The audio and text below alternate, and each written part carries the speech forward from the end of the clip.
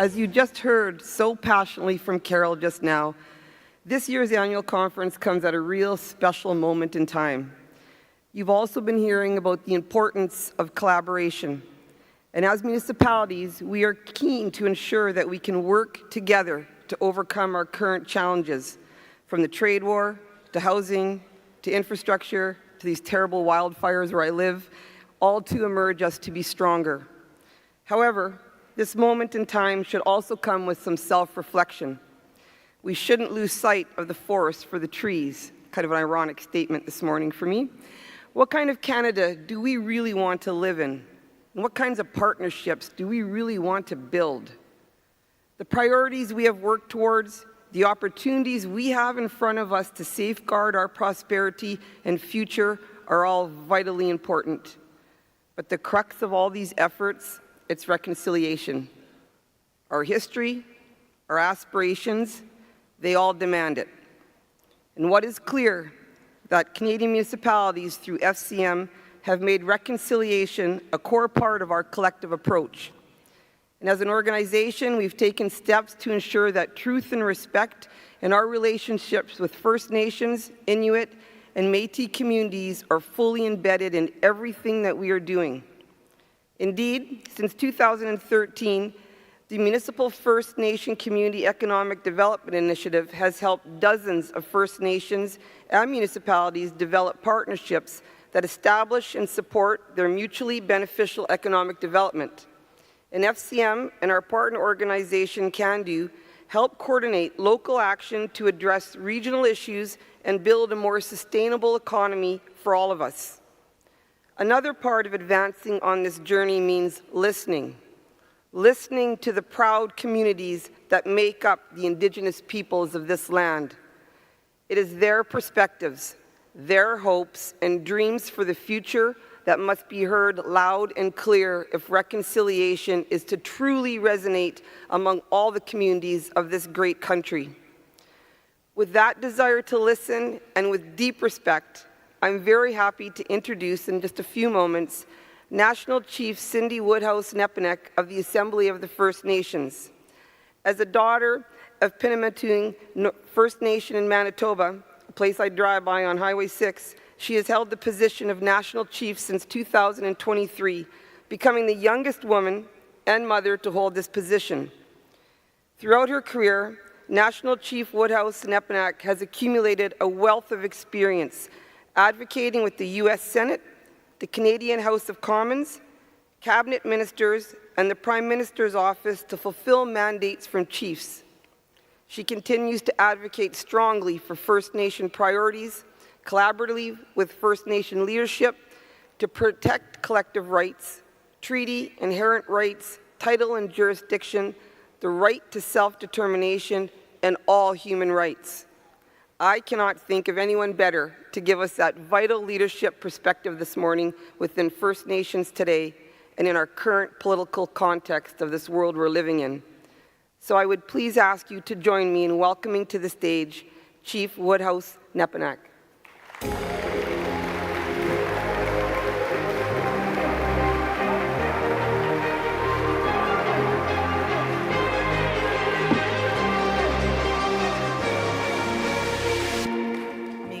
Thank you so very much for that kind introduction, and I want to just say that I'm so happy to be gathered here on the unceded, unsurrendered Algonquin territory here in Ottawa. I also want to thank Elder Verna McGregor and for welcoming us to her territory. Chimigwach, Verna, thank you so very much.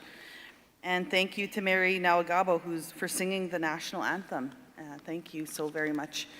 I want to, before I begin, I have to just, I'm going home today finally. It's been a long 10 days, and but it was, one of the most important things, before we get into my speech, one of the most important things that as a young woman you kind of decide is if you want to have a baby or not, if you want to get married. And so I said to God, I said, I want to have a baby, and I need a husband, and make sure he has degrees, or a degree. So God did better, eh? My husband has a business degree and an education degree. And so I thought, okay, I'll choose him, I'll marry him, and we'll have our beautiful babies, right? So that was that. But last month, 2 months ago, was my birthday. And you got to be more specific when you ask God things, right? You got to make sure you say, make sure he's smart. So it was my birthday, and but a couple weeks before that, and I know what all of us are feeling it as Canadians, and I thank us all. It seems like we're stronger together because of the colonialism at our borders. And but during that time, I had a dream, and I said to him, honey, I said, I dreamt of a watch and a ring. And he says, just wait until your birthday. So my birthday came, but I was in Washington trying to work with the tribes in the U.S. to figure out the tough economic times that are going to be ahead of all of us. And I was down there. So I came home, and there was a box when it was like the day after my birthday. And so I went in, and my honey was there, and I said, oh, hi, husband. And he goes, yeah, I got you your birthday gift. And I said, oh, great. Well, he's so smart, right? So I opened my birthday gift and opened my present, and it was a book, How to Interpret Dreams.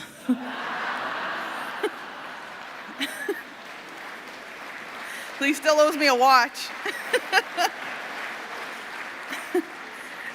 Well, I want to thank the Canadian Federation for Canadian Municipalities for the kind invitation to attend and speak to each of you today. And I want to congratulate the FCM on your many decades of advocacy, and the attendance here speaks volumes to your success. Look at this room. As a chief's daughter, I understand how hard your work is and the passion that you bring to servicing your communities. To paraphrase one of our great leaders, Justice Murray Sinclair, said this: you are being good relatives to the next generation by being at the front lines, by doing your important work. So I uplift each and every one of you, and I think you should give yourselves a round of applause.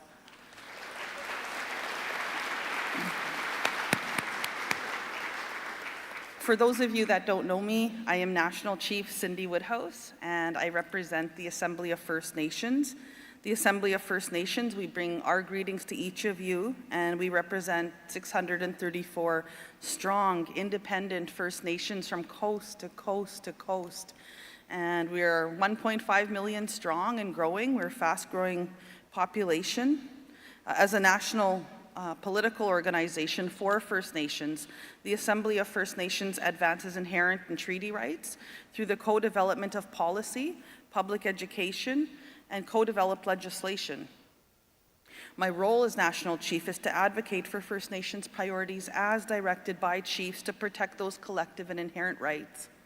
It's an honor to be here on behalf of the many First Nations from across the country. I grew up surrounded by my family and my culture and my language in Penematang First Nation, just a few hours north of Winnipeg. And, I also want to say hello to my mayor. I know I live in Ottawa during the week now, so I guess I kind of have two mayors. But Mayor Scott Gillingham, I don't know if you're here today, and of course the councillors. I've seen some of the councillors out there in the hallway today, and, for the great city of Winnipeg. I also want to give a shout out to the Edmonton delegation, because I am tired this morning because I stayed up last night with all of you on your great win.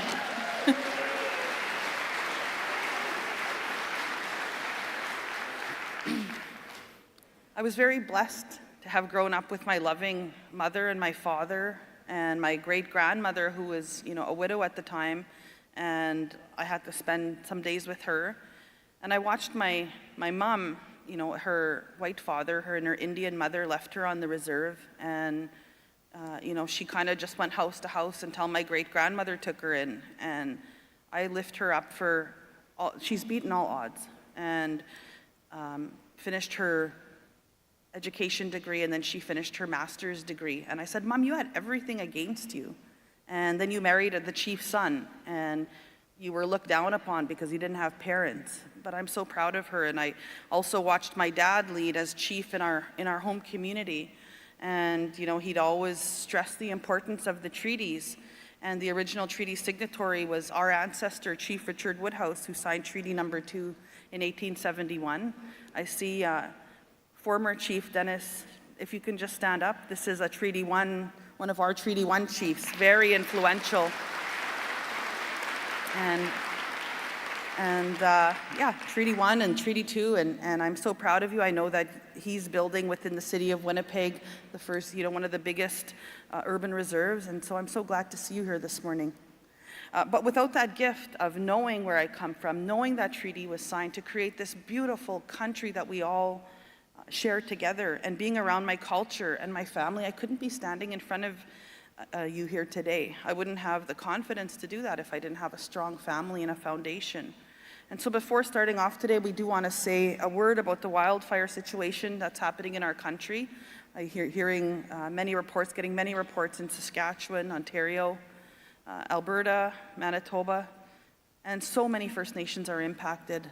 And so we lift up the first responders across this country that are fighting these fires and supporting evacuees. I'll be flying home directly after this speech, to support these efforts in any which way I can so that I'm on the ground. I've been in touch with chiefs impacted, and we lift them up for all they're doing in response to this crisis. I had a good meeting with the Prime Minister yesterday, and I thanked him for the federal government's support. I know they are doing all that they can as well. I lift up the premiers, the mayors, the local councillors for their leadership, and in times of crisis like these, I'm so proud of us that we try pull together, and this is one of those times that we need everybody. And it's going to be, a long road ahead of us for the weeks ahead. Unity and in partnership, when we talk about partnership and unity, was a theme of King Charles's visit to Canada earlier this week.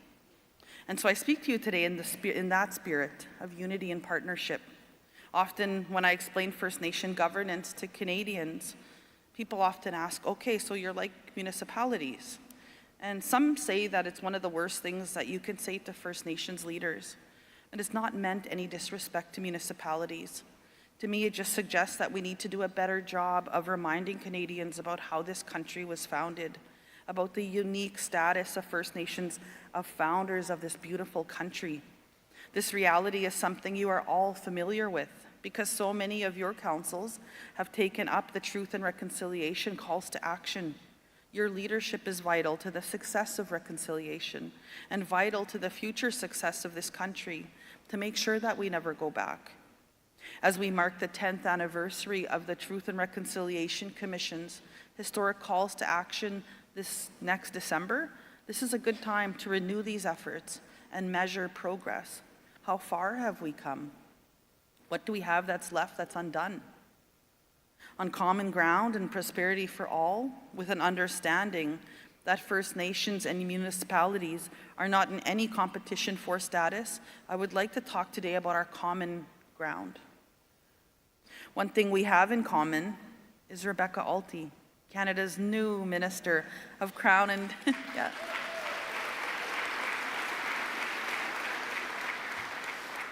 Crown Indigenous Relations and the former Mayor of Yellowknife. We are very excited to welcome her as another strong woman in the federal cabinet, and we are very excited to work with her over the coming year in this important portfolio.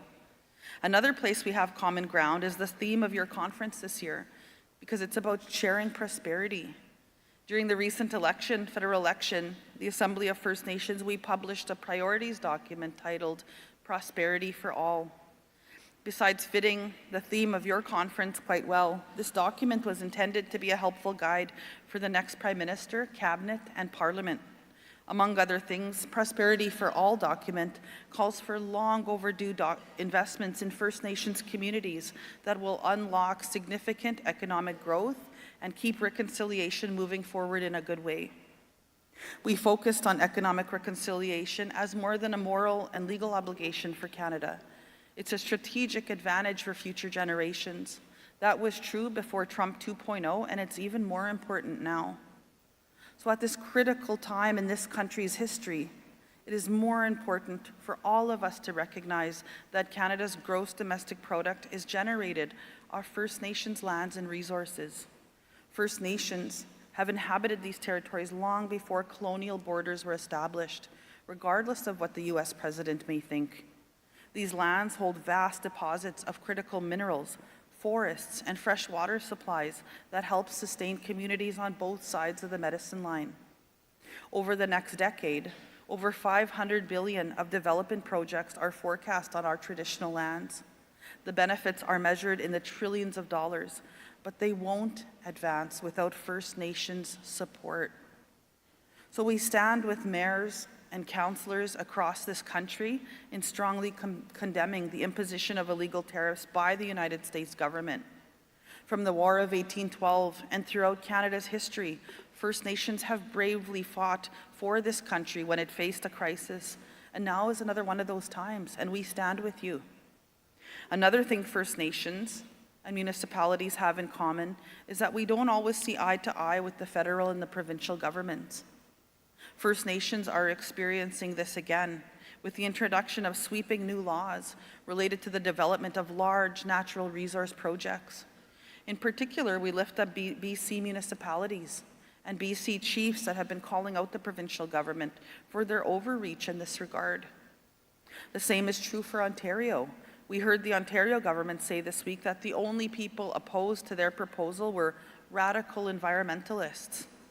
This is so disrespectful to leadership, to chiefs, and local officials that have raised legitimate concerns about these fast-track bills on behalf of the people that they represent.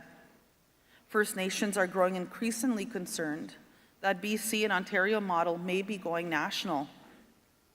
The federal government has now stated their intention to introduce their own fast-track bill as early as next week.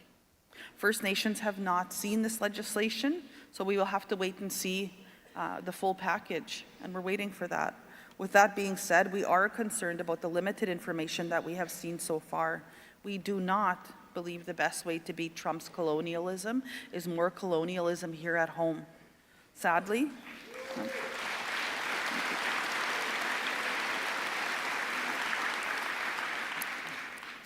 that may be what we are seeing with these fast-track proposals.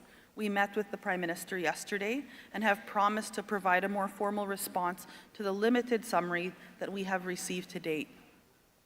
We will be consulting with chiefs and First Nations, but I fear that there's a chance that that may not go well. Another issue we discussed with the Prime Minister yesterday is something else I think First Nations and municipalities have in common: infrastructure. Unlike municipalities, however, First Nations have limited opportunities under the Indian Act in accessing many of the revenue tools at your disposal. Imagine something like the Sudbury City Council having to go to the Federal Minister of Municipal Affairs to get a bylaw approved to fix a broken water line. Sadly, the First Nations infrastructure gap has perpetuated deep-rooted inequality in Canada, and this disparity has led to poor health outcomes, limited education opportunities, and much less prosperity compared with other Canadians.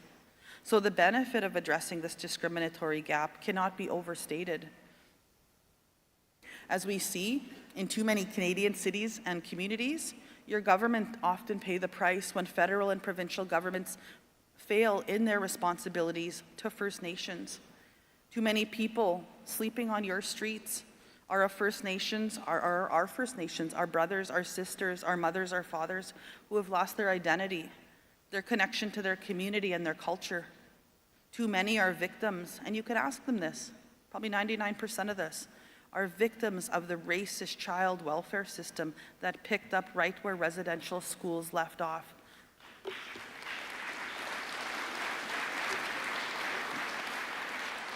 And I have to say it before, but these poor kids on our streets that have no connection to our communities anymore, they don't know where they've come from. They've probably been in 100 homes. What are we doing in this country? We got to raise up our kids better, all of us, and we all have that duty. So the AFN released a series of reports over the past year with the federal government and the Conference Board of Canada to highlight this First Nations infrastructure gap as a nation-building project. Our first report last April captured the scale of investment required to close the gap by 2030. With the Government of Canada, we concluded that there was a total of $350 billion. In our November 2024 report, the Conference Board of Canada estimated the economic benefits to Canada of closing the infrastructure gap over 7 years to be $635 billion and 330,000 jobs across this country. The third report, which we released this week, concludes these massive economic benefits are the tip of the iceberg when it comes to socioeconomic benefits for First Nations, particularly related to housing, education, and clean water.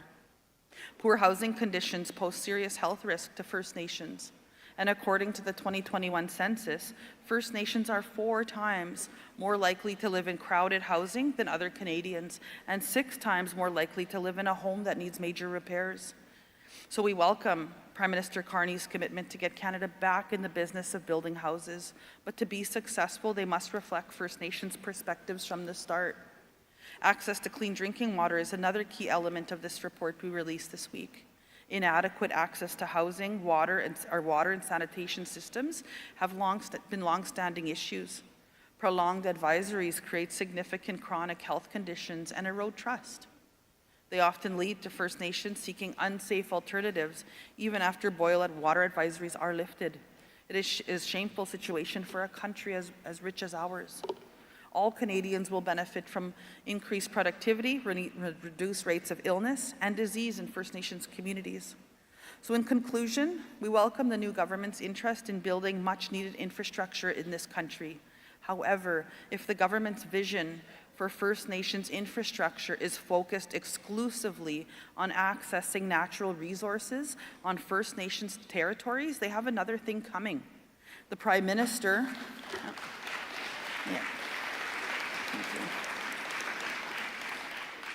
The Prime Minister and the Premiers need to start with the basics. We need clean water, quality housing, modern schools, all-season roads, community health and safety for the First Nations of this country. And I think I also have to say this, First Nations, it's disheartening when we can't go to a regular bank like many of you or many of your municipalities. We have to go to the minister to ask for access to that. Every part of our life is structured that way. So I'll leave that there. During his visit, the King said we needed to honor truth and reconciliation in both word and deed. As we all commemorate the 10th year anniversary of the historic Truth and Reconciliation Commission's calls to action this year, what better deed than closing Canada's shameful infrastructure gap once and for all? In a country as rich as Canada, this represents the mother of all Canadian infrastructure and reconciliation projects. The Assembly of First Nations is ready to engage with all of you to demonstrate that we can win by being inclusive, by respecting rights, by respecting our treaties and municipalities too. So let's honor the calls to action. Let's beat Trump. Let's get on with building this beautiful country and finally deliver prosperity for all. Chimigwech.